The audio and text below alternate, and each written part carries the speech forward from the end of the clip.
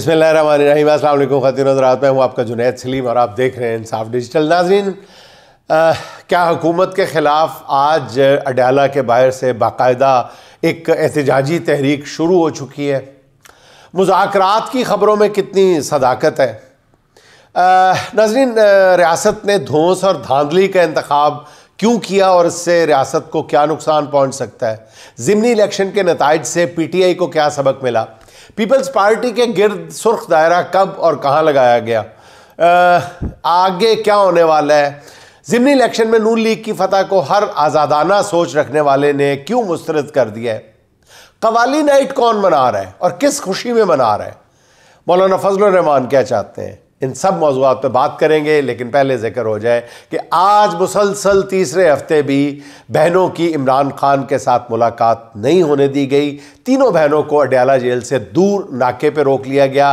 पिछले हफ्ते नौरीन खान के साथ होने वाले तशद्दुद के बाद आज कारकुनों की तादाद, उनका मूड, उनका रिएक्शन, उनकी बॉडी लैंग्वेज सब कुछ मुख्तलिफ था। आज अडयाला के बाहर जो मनाजर देखने में आए हैं वो इससे पहले कम अज़ कम कभी भी देखने में नहीं आए थे। रोके जाने पर हज़ारों कारकुनों ने बहनों के साथ धरना दे दिया। इमरान खान की बहनों ने कहा कि जो कुछ मर्जी हो जाए वो आज मुलाकात के बगैर वापस नहीं जाएंगी और अभी तक की इत्तलात के मुताबिक धरना जारी था। आगे देखें क्या होता है। और फिर उसके बाद कारकुनों ने अडयाला जेल की जानिब मार्च भी शुरू कर दिया था।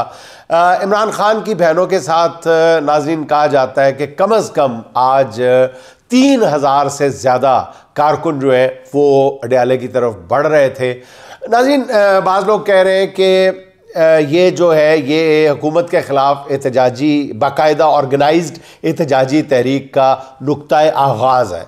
इसलिए कह रहे हैं कि आज बाकायदा कारकुनों को वहाँ पहुँचने की कॉल दी गई थी। उनके रास्ते में जगह जगह रुकावटें खड़ी की गई थीं, लेकिन तमाम कारकुन जो है वो रुकावटें अबूर करके वहाँ पे पहुँचे हैं। आज जो कारकुनों की बॉडी लैंग्वेज थी, जिस तरह के इंतज़ामात ISF ने किए थे, तहरीक इंसाफ के स्टूडेंट विंग ने किए थे, उन सब से यही पता चल रहा था कि एहतजाजी तहरीक का बिगल बच चुका है। नाज़रीन, जब भी इस तरह का टेम्पो सेट किया जाता है PTI की तरफ से, एग्जैक्टली उसी वक्त जो है उसी दिन आप देखें कि मुज़ाकरात की खबरें फैला दी जाती हैं। आज जब ये देखा गया है कि ये सब कुछ हो रहा है और एहतजाजी तहरीक का टेम्पो बन रहा है, एहतजाजी तहरीक का मूड बन रहा है, एहतजाजी तहरीक का मोड बन रहा है, PTI उस मोड में आ चुकी है। आपने देखा नाज़रीन के वकला की इससे पहले इतने ऑर्गेनाइज्ड और इतनी शिद्दत वाले मुजाहरे पहले कभी नहीं थे जितने आपने 3-4 दिन पहले कराची और लाहौर में देखे थे। नाज़रीन, ये अब नई ताज़ा तरीन जो ख़बरें फैलाई गई हैं वो ये है कि जी वही जो 3-4 साबकीन PTI के हैं उन्होंने मुज़ाकरात शुरू कर दिए हैं और उनको जो है वो लाहौर में क़ैद जो हैं एजाज़ चौधरी साहब, महमूद रशीद साहब और डॉक्टर यास्मीन राशिद साहिबा और साबिक़ गवर्नर हमारे पंजाब के, उन सब को इमरान खान से मुलाकात करवाई जाएगी इन लोगों की कोशिशों से। नाज़रीन, मेरी इत्तलात के मुताबिक ऐसी किसी भी मूव पे कोई अमल नहीं हो रहा। ये सब अफवाहें हैं जो सिर्फ इस तहरीक के टेम्पो को तोड़ने के लिए की जा रही हैं। मैं आपको पूरे यकीन के साथ बता रहा हूँ। नाज़रीन, रियासत तबाही के रास्ते पर अंधाधुंध भाग रही है। जिस रास्ते का इंतखाब किया गया है ये वही है जिस पर लाकानूनियत के गड़े हैं, जिस पर माइट इज़ राइट का असूल चलता है। इस राह पर कौम पहले भी कई बार लुट चुकी है, मगर क्या करें, कुछ लोगों के नज़दीक धौंस और धांधली सबसे पसंदीदा निज़ाम है। रियासत ने 8 फरवरी के इलेक्शन से कुछ सबक सीखे हैं। इसके लिए अब धांधली के निज़ाम में कुछ तब्दीलियाँ की गई हैं। नीयत नहीं बदली, कुछ निज़ाम में तब्दीलियाँ की गई हैं। धांधली के निज़ाम में तब तरीका वारदात तब्दील किया गया। आम इंतखाबात में जाली फॉर्म 47 पर हुक्मरानों को काफ़ी हजीमत उठाना पड़ी सोशल मीडिया की वजह से। इसलिए ज़िमनी इंतखाबात में धांधली के नए हरबे इस्तेमाल किए गए। आरओज़ ने असली फॉर्म 45 लेने से इनकार कर दिया और अपने जाली फॉर्म 45 वेबसाइट पर जारी कर दिए। अब अवाम असली फॉर्म 45 लेकर इंसाफ के लिए दरबदर है। हुकूमत को इसकी कोई परवाह नहीं है, इलेक्शन कमीशन को तो खैर क्या परवाह नहीं है। लेकिन हालिया ज़िमनी इलेक्शन इलेक्शन के नताइज ने एक बार फिर साबित कर दिया है कि जेल में बैठे इमरान खान का हालात के बारे में तज्जिया बिल्कुल दुरुस्त था। इमरान खान ने हुक्म दिया था कि जिन हल्कों में हमारे अरकान असेंबली को 9 मई के मुकदमात में नायल किया जाएगा वहां ज़िमनी इलेक्शन का बायकॉट किया जाए। बाकी हर जगह तो ये फैसला मान लिया गया, मगर लाहौर में हमाद अजहर और हरीपुर में उमर अयूब साहब का मौक़िफ़ था कि वो हर सूरत में ज़िमनी इलेक्शन लड़ना चाहते हैं। दोनों रहनुमाओं का ख्याल था कि वो धांधली के बावजूद ज़िमनी इलेक्शन जीत जाएंगे। खास तौर पर उमर अयूब ये समझते थे कि सूबे में हमारी हुकूमत है, हमदर्दी का वोट बैंक भी है हमारे पास बहुत ज़्यादा, इसलिए धांधली के बावजूद जितनी मर्जी कोई धांधली कर ले हम अपनी सीट निकाल लेंगे। लेकिन हुआ ऐसा नहीं, क्योंकि नाज़रीन राइज मुरवजा सिस्टम ने अपने पंजे इस कदर गहराई में गाड़े हुए हैं कि अब उसका मुकाबला जो है वो रिवायती तरीक़ों से मुमकिन ही नहीं है, कोई माने या ना माने। नाज़रीन ये ज़िमनी इलेक्शन से बात साबित हो गई है। पीटीआई क़यादत को भी अब एक बात समझनी होगी कि आज भी हालात 8 फरवरी वाले ही हैं, इलेक्शन कमीशन भी वही है, जो उस पर हुक्म चलाने वाले भी वही हैं, तो फिर नताइज आम इंतखाबात से मुख्तलिफ कैसे आ सकते हैं? आपके पास 100 में से 100 वोट भी हों, नतीजा वही आएगा जो चाहने वाले चाहेंगे, जो करने वाले चाहेंगे। जब हर बार नतीजा एक ही निकलना है तो बार बार अपने मुखालफीन को खुश होने का मौका देना क्यों ज़रूरी है? हरीपुर का इलेक्शन तो पीटीआई के लिए बहुत बड़ा सबक है। अब पार्टी के अंदर हर किसी को पता चल जाना चाहिए कि इस निज़ाम को ललकारने के सिवा मुखालफीन ने कोई दूसरा रास्ता छोड़ा ही नहीं है। अब इस रास्ते पर आना ही होगा जो रास्ता इमरान खान ने तजवीज़ किया। निज़ाम में रहते हुए जदोजहद और उसकी कामयाबी की कोई सूरत जो है वो नज़र नहीं आती, कोई सूरत नजर नहीं आती। निज़ाम में रहते इस निज़ाम में रहते हुए।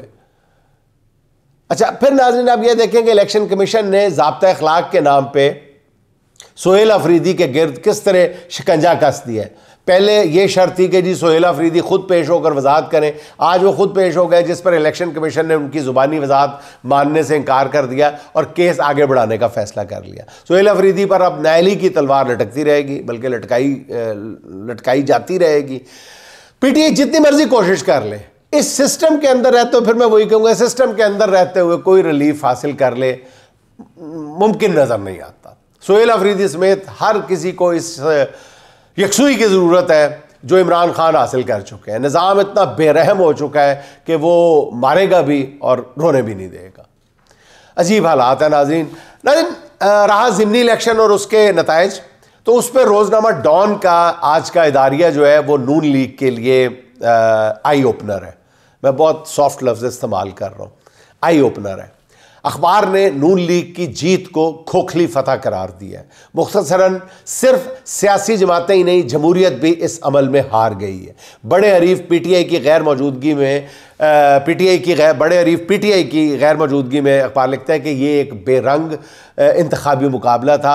ऐसी जीत जिसमें काबिल एतमाद मुखालिफ ही ना हो, वोटिंग का अमल भी मुश्तबे हो जाता है और हकीकत में ये जीत बिल्कुल बेमानी है। ये ज़िमनी इलेक्शन 8 फरवरी के बाद एक तरह की याद दहानी था कि इलेक्शन कमीशन ने 4 को 40 और 13 को 43 और 7 को 57 बनाने में बहुत ज़्यादा महारत हासिल कर ली है। नून लीग की फतह इलेक्शन कमीशन की इस महारत की देन है, इसलिए जीत पर किसी को ज़्यादा बढ़ के मारने की ज़रूरत नहीं है। नाज़रीन ज़िमनी इलेक्शन के नताइज पीटीआई के लिए तो छोड़ें, पीटीआई के लिए तो अहमियत ही नहीं रखते, पीपल्स पार्टी के लिए ख़तरे की घंटी ज़रूर है। नून लीग को कौमी असम्बली में मज़ीद 6 नशस्तें देकर उसकी अददी हैसियत को मज़ीद मुस्तहकम कर दिया गया है और पीपल्स पार्टी पे उसका इन्हिसार ख़त्म कर दिया गया है। इन 6 नशस्तों के बाद कौमी असम्बली में नून लीग के अरकान की तादाद 132 हो गई है। MQM, इस्तेहकाम पार्टी, काफ लीग और ज़िया लीग के अरकान को मिलाकर ये 170 हो जाती है। बहरहाल नून लीग को सादा अक्सरियत के लिए मज़ीद 2 अरकान की ज़रूरत है, जो मज़ीद 2-4 नायलियाँ का वो कौन सा मुश्किल है। इलेक्शन कमीशन किसी को छींक मारने पर भी नायल करार दे देगा पीटीआई के किसी रुकन को, ना उसको समाअत का मौका, ना सुनवाई, इंसाफ तक रसाई, ना कोई नहीं। उन्होंने कहा ठाठा चलो जी आज से फारिग कर दिया जाएगा। तो मज़ीद 2 नाअहलियों की ज़रूरत है। यानी उसके बाद नून लीग अपनी हुकूमत बचाने के लिए वही जैसे मैंने अर्ज़ किया पीपल्स पार्टी की मोहताज नहीं रहेगी। पीपल्स पार्टी के लिए एक नाज़रीन इसमें बहुत बड़ा पैगाम है कि वो 28वीं तरमीम में किसी तरह रुकावट खड़ी ना कर रहे, वरना फिर देख लो 28वीं तरमीम में NFC अवार्ड में तब्दीली के साथ नए सूबों के क़याम के हवाले से आर्टिकल 239 में तरमीम के लिए काम शुरू कर दिया गया है।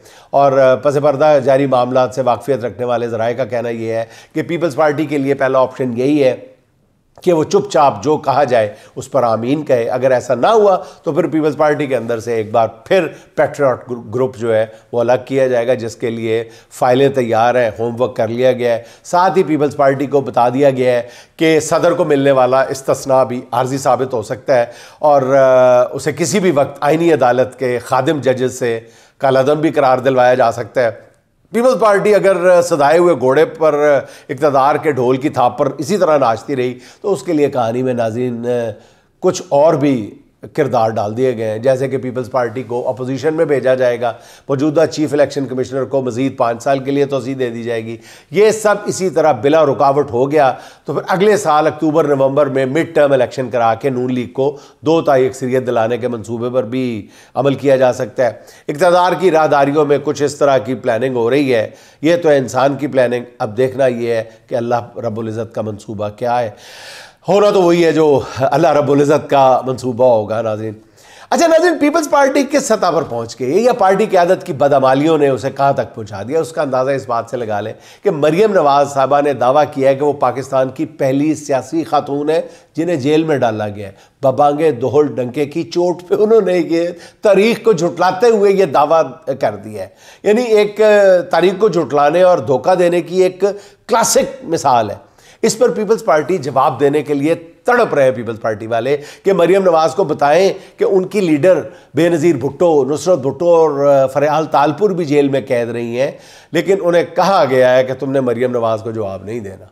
बिलावल भुट्टो समेत पूरी पार्टी लीडरशिप को मतलब सांप सूंघ गया लगता, कोई बिला इजाज़त एक लफ्ज़ बोलने को तैयार नहीं है। शर्म भी किसी को नहीं आती। नुसरत भुट्टो पर तो लाठियां बरसाई गई थी, उनका सर फाड़ दिया गया था।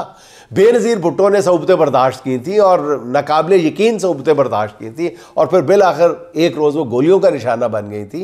मगर उनकी पार्टी में भी कोई मतलब हैरान हो जाता हूँ मैं कि कोई भी अपनी शहीद लीडर की कुर्बानियाँ बताने को भी तैयार नहीं है। नाज़रीन, जब 27वीं तरमीम मंजूर हो रही थी तो कायद मिल्लत इस्लामिया मौलाना फजलुर रहमान साहब खुद एक कॉन्फ्रेंस के सिलसिले में बांग्लादेश तशरीफ़ ले गए थे। यहाँ अपने मुल्क में पार्लियामेंट इस्तिस्ना जैसी सरीयन गैर इस्लामी जो तरमीम थी वो मंजूर हो रही थी, तो मौलाना दियार गैर में दीन की सरबुलंदी पर जोशीले खिताब फरमा रहे थे। आज काफ़ी दिनों बाद वो मीडिया के सामने आए और कहा कि 27वीं तरमीम को मुस्तरद करते हैं। मतलब बहरहाल मौलाना ने फिर नाज़रीन मज़ीद फरमाया कि मैं सदर मुमलिकत और फ़ौज के सरबराहान को कहता हूँ कि वो इस आइनी तरमीम के तहत दी गई इस्तिस्ना और मरात अज खुद मुस्तरद कर यानी अगर वो खुद ही मुस्तरद कर दे तो ठीक है, वरना फिर जो हो गया ऐसे चलने दें। इस कम हिम्मती का नतीजा ये है कि मुल्क पर फार्म 47 का टोला गालिब है। लोग जो मर्जी कहते रहे, मगर मुझे ना जाने क्यों मुफ्ती महमूद मरहूम के बेटे से इससे बेहतर की तवक्को थी। अच्छा नाज़रीन, 27वीं तरमीम के बाद अदलिया की रूह कब्ज़ कर ली गई है। आप जानते ही हैं नई अदालती एक आइनी अदालत जो बनाई गई है, मगर वकला ने मुल्क की सबसे बड़ी अदालत का बायकॉट कर रखा है। इस्लामाबाद हाई कोर्ट के 5 जजेस ने भी अपनी दरख्वास्त की समाअत के लिए आइनी अदालत जाने से इनकार कर दिया है। वकला में नाज़रीन एक तहरीक का टेम्पो बनता जा रहा है, बिल्कुल क्लियर मैं बता रहा हूँ आपको। और पहली बार ये हुआ है और मैं कहता हूँ कि मौजूदा हुकूमत की सबसे बड़ी कामयाबी, मैं एक दफ़ा नहीं बार बार आपकी खिदमत में भी अर्ज़ कर चुका, मौजूदा हुकूमत की एक ही महाज पे कामयाबी है, वो ये है कि वकला के उन्होंने काबू में रखा था। लेकिन अब वकला जो है वो बिफरे हुए नज़र आते हैं, वो कुछ करने के मूड में। आइनी अदालत को इस्लामाबाद हाई कोर्ट के अहाते में ही जगह दी गई है, आप जानते हैं। इस पस मंज़र को ज़हन में रखते हुए एक नोटिफिकेशन का जिक्र करना है जो Islamabad high court bar association के सेक्रेटरी मंजूर अहमद जजा की तरफ से जारी हुआ है। नोटिफिकेशन के मुताबिक 26 नवंबर शाम 5 बजे इस्लामाबाद हाई कोर्ट के जुडिशल कॉम्प्लेक्स से मुतसिल जगह पर कवाली नाइट मुनक्किद होगी, जिसमें मारूफ कवाल एजाज शेर अली और आबिद बहर अली परफॉर्म करेंगे।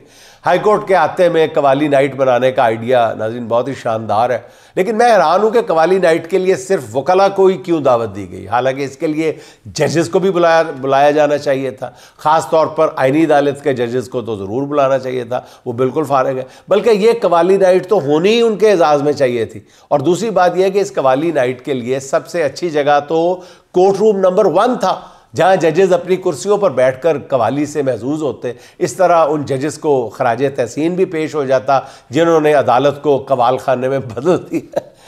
एनीवे नाज़रीन, सगीर अहमद सगीर साहब के 2 अशार सुनाकर आपसे इजाज़त चाहूँगा। जो चल रहा है खेल अबस देखते रहो, जो चल रहा है खेल अबस देखते रहो, डस लेगा सांप खुद को ही बस देखते रहो। मद्दम पड़ा है रक्स नशा टूटने को है, बाकी है किस्में कितनी हवस देखते रहो। मुफ्ती तमाम मिल चुके दरबारियों के साथ, मुफ्ती तमाम मिल चुके दरबारियों के साथ, होते हैं कैसे पाक नजस देखते रहो, होते हैं कैसे पाक नजस देखते रहो। नाज़रीन खुश रहें, खुश रखें। आपसे मुलाकात होगी इंशाअल्लाह अगले व्लॉग में। अल्लाह हाफ़िज़।